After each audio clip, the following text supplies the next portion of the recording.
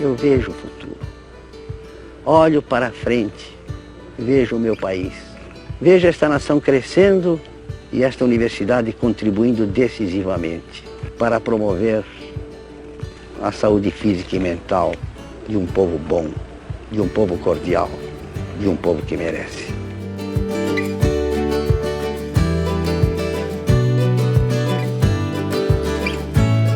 Essa Universidade do Futuro é ter mais gente como eu fui no ano passado, nos anos passados.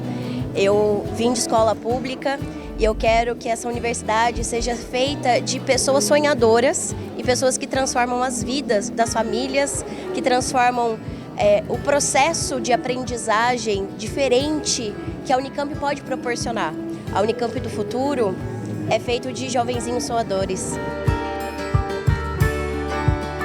A Unicamp do Futuro, que eu imagino, é um lugar que vai ter alunos que querem evoluir junto com a faculdade para sempre incluir mais diversidade.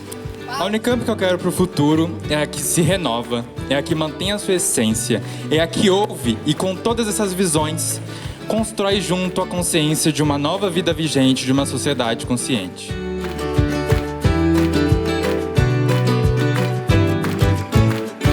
O Zeferino sonhou, ela continua até hoje.